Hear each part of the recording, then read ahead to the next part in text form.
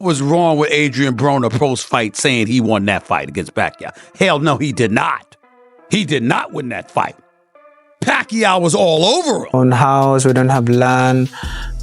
We don't have even food. We just, we have to work every day to make money to buy food. What happens when the greatest fighters in boxing all agree on one thing? And what if that thing is a name, a storm, a human hurricane, Manny Pacquiao? When legends talk, people listen. And when they all say Pacquiao was terrifying in his prime, this isn't just about a great fighter. This is about something more, a force of nature. He tore through weight classes like they were nothing and moved like a whirlwind with gloves on. So thank you, Pete. That's hilarious. And also, kind of emotional. Seriously, thank you. Let's be real. Boxing has seen its share of legends. But when the gloves are off and the crowd is gone, what sticks with us are the stories, the shocks, the gasps, the pure disbelief. And Manny is right in the middle of so many of those. He didn't just win fights, he made magic happen. He turned champions into beginners and had the boldest fighters relieved they never had to face him at his best. Ricky Hatton. He was one of the few who did. And wow, did it go badly. This guy had already gone 12 rounds with Floyd Mayweather and survived barely. But when he met Manny, it looked like someone jumped into a blender. Hatton, as tough as they come, had no answers. Manny wasn't just fast, he was unreal. It was like fighting someone who bent the rules of time. But Manny's story didn't start to or end with Hatton. It's a tale of crushed game plans, bruised egos, and world champs who had to admit it. They were just another chapter in the book of Pacquiao. Even Mayweather, Mr. Perfect Defense himself, gave Manny his props. Not in front of cameras, not for show, but in quiet, honest moments. Mayweather didn't beat Manny, he escaped him. Yeah, escaped. So, That's Manny P. that's Thank extremely you. moving. Yes, We're yes. moved. Yeah. Thanks so much. okay, thank Manny. you. But wait, don't jump ahead. Because every fighter Manny faced brought something unique to the ring. And every one of them left that ring changed physically, mentally, and deep down in their soul. So get ready. This isn't just a trip down memory lane. This is boxing's version of group therapy. A lineup of legends, each stepping up and confessing what it was like to face the unstoppable force that is, and always will be, Manny Pacquiao. He got thoroughly beat decision-wise on that fight. I don't know what he was talking about when he said everybody knows he won the fight. Adrian Broner did not win that fight. And by the way, Jim Gray pointed out accurately, he averaged less than 8 punches around. What did I say when I interviewed him last week, huh, Jim? I said, they say you don't throw punches, man. He said it ain't about how many, it's about the right time. Oscar De La Hoya learned it the hard way. The Golden Boy, once the face of boxing, walked into the ring against Manny thinking he had seen it all. But he hadn't seen anything like this. De La Hoya had the fame, the belts, the experience. But after a few rounds with Manny, he looked lost. Every punch was lightning. He couldn't breathe. He couldn't move. And eventually, like a character in a tragic play, he admitted it. He knew it was over before it even began. That fight wasn't just a loss. It was a cleansing. Manny didn't just beat him, he erased him. What made Manny special? He didn't just hit you. He danced around you, played with rhythm, controlled the entire tempo. Every fight was like music and Manny was the conductor. And his opponents, they were just trying to keep up. Even Mayweather, the defensive genius, said Pacquiao was probably the best fighter he ever faced. That means something. Coming from a guy who made a career out of dodging fists like they were raindrops. But even he admitted it. Manny's movement, his footwork, his combo sit was like watching jazz, beautiful, brutal jazz. Congratulations. This is a beautiful gym. I hope that there's a lot of people will inspire to train here. Thank you. Congrats. Mike.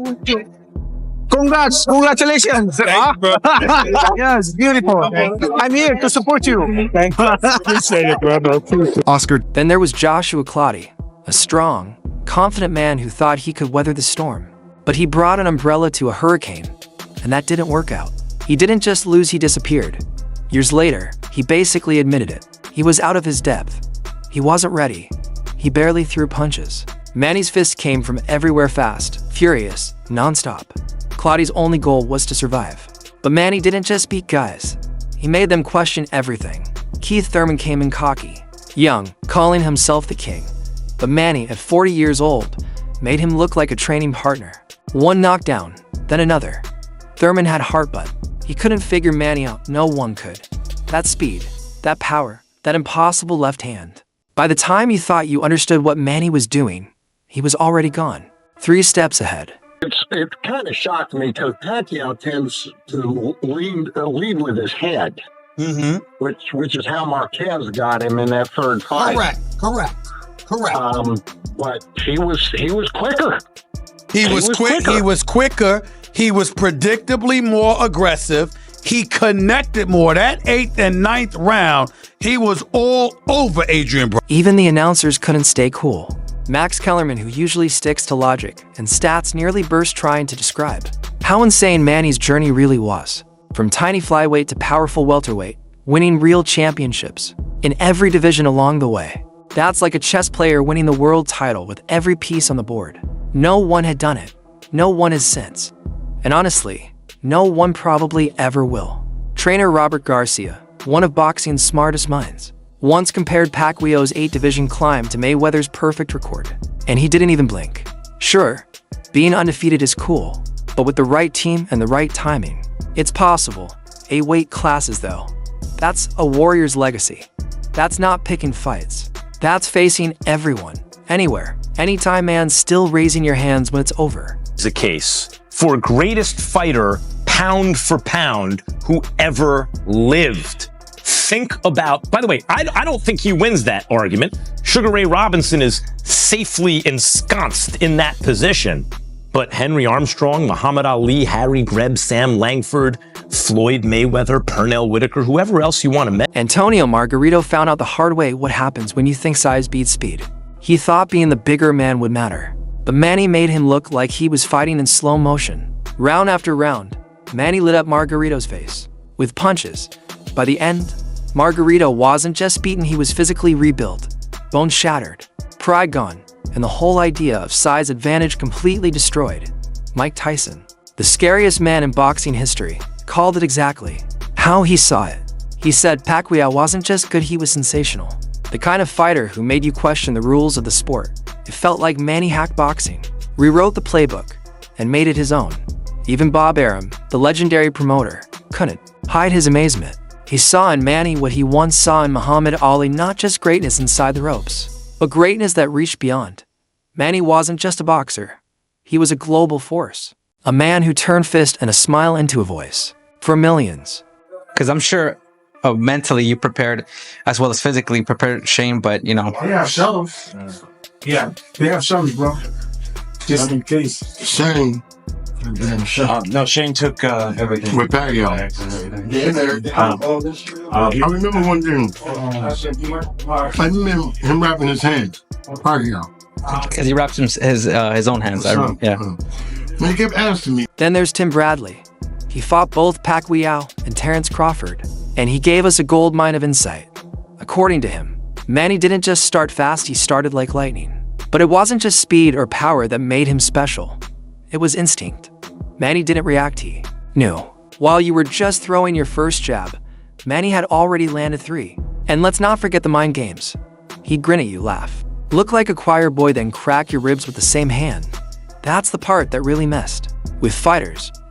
How do you stay mad at someone who looks like he'd help you carry groceries, but is also beating you up? That mix of charm and chaos left his opponents dazed. It was hard to hit him and even harder to hate him. Time, we have to see that fight. So Pacquiao's peak was just about as good as anyone in history. Now, I'd have favored Mayweather back then. He's the naturally larger fighter. And that's the point. When you talk about pound for pound, if a fighter moves up out of his natural weight class and can still compete with the best who ever did it, what does that mean about the quality of that fighter's prime, pound for pound? Let's back up a second. How often do boxing legends, guys who guard their pride like gold, actually stop, nod, and say, yeah, that guy was something else? Almost never. But Manny Pacquiao made it happen. Not once, not twice, over and over. Even old school trainers, the guys who've coached hundreds of fighters and seen it all, turned into fans the moment Manny hit the gym. The sound of his gloves on the mitts, thud wasn't just training. It was music. It was organized chaos. People would stop talking mid-conversation about rent, politics, whatever, just to listen. Because when Manny Pacquiao was working, it wasn't a workout. It was a concert, and everyone in the room knew they were watching something special. Nice to meet you, Ali. Thank you. Nice to meet How you. was it? Amazing. Good, Thank good. you for all the enjoyed it? hospitality. Sorry, I wasn't able to come and see you guys no, with everything that was going on. It's okay. It's okay. Thank you. Fighters knew they were doomed when they landed their best shot and Manny just smiled. You could hit him with a punch straight from Mount Olympus, and he'd bounce around like he smelled something delicious cooking in the kitchen. You don't fight that kind of man. You survive him. And the commentators, they're supposed to stay calm and professional, but during a Pacquiao fight, they turned into excited fans. They messed up names, talked over each other, forgot what round it was and who could blame them. Watching Manny in action was like trying to describe lightning in a bottle. Everything happened fast, to wild, to perfect. And that movement, wow. Manny didn't just punch, he launched his whole body into every strike. His angles were so sharp they should have come with caution signs. He never came straight. He zipped, dipped, darted like a hummingbird on a sugar rush. Blink once and he's behind you. Blink again, your jaw's rattling from a combo. Blink one more time and you're flat on your back, wondering what just happened. Brandon Rios made Pacquiao look lightning fast. And then when he fought Tim, Manny looked fast, but not as fast. Now, but Tim's not necessarily known as fast. I am. What's going to happen with Pacquiao? Like that? It's all relative. Speed is relative there. Did he just say he's faster than me? Oh my gosh. And yet, with all that fury in the ring, Manny had the face of a guy who'd help you fix a flat tire then crack a joke while doing it. That was part of the magic. Fighters walked in expecting a monster, but ended up getting wrecked by a smiling whirlwind with steel calves and the speed of light. Trainers tried everything. We'll train for his speed, they'd say. We've got a southpaw game plan. But once the bell rang and Manny zipped around like a pinball on espresso, all that prep turned into warm-up drills for a demolition job. Some fighters even tried trash talk. Big mistake. Trash talk takes time, and by the time they finished their first insult, Pacquiao had already landed for punches, switched stance, and winked at their coach. You don't taunt a storm, you board up your windows and hope it passes. He's fat. He's not really known as a fast guy. It's like, what am I known for, kid? Like, really? Like, really? Fat? Oh, man. He gonna learn November 22nd, what fast is all about. Manny Pacquiao, lightning fast feet, reflexes, angles. In boxing, most careers start strong, then wear down like rust on an old car. Not Manny. He aged like fine wine, no, better. He evolved, smarter, sharper, deadlier. In his late 30s, he was still outrunning guys 10 years younger, making it look casual. Not easy, casual. Sure, some critics point to losses, and yes, he had them because he fought killers. While other boxers padded records like overprotective accountants, Manny said, line him up. He didn't dodge the danger he charged. It head on, fist flying, heart pounding like a war drum. His opponents had reach, size, age. The latest science. Manny had speed, courage, and that trademark grin that said, try me. And when it was over, most of them just sat there, stunned, trying to figure out how a guy who smiled so much handed them a beating they'd remember in their bones. Good luck to him, though, man. Good luck to him. He's faster than me? Really? Are you serious? Our jury's faster than me? Are you serious? Come on, man. You gotta be kidding me. You gotta be kidding me, man. You're taller, but not... Now let's talk balance. Manny could leap midair, throw a left hook, pivot out of danger, dodge a punch and still land like a gymnast. You can't teach that. That's built in. That's divine coding. Pacquiao didn't just fight to win rounds, he fought like he was trying to rewrite the rules of gravity. Scientists were confused. Trainers called it unpredictable. Fans called it magic. Opponents just called it a blur. And the historians, they were carving his name into stone before he even retired. When you think of the great Sully, Tyson, Duran, Sugar Ray, they all had the same traits: charisma, danger, art hiding behind violence. Manny had all that, plus humility. He didn't fight to show off. He fought because it was the only way his soul could scream. That's why legends salute him, because legends don't judge by belts. They judge by scars, and anyone who stepped in the ring with Manny walked away with both. So, When you thought he was done settled in politics, riding off into the sunset, he came back. Because for Manny, retirement isn't the end. It's just an intermission. And this new chapter, it's not a gimmick. It's the grand finale. And trust me, he's not ending with a whisper. He's ending with a roar. Had a way of ranking baseball players that I came across as a kid and thought, that's really smart. You have to rank them at their best and then also over the course of their careers.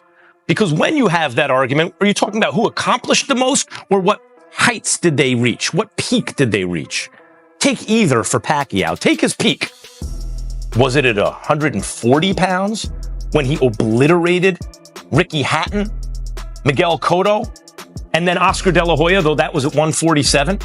Was that Pacquiao's peak? Because remember, that's when the Mayweather-Pacquiao hype actually reached fever pitch. Oh my God. So did the doubters saying, why come back?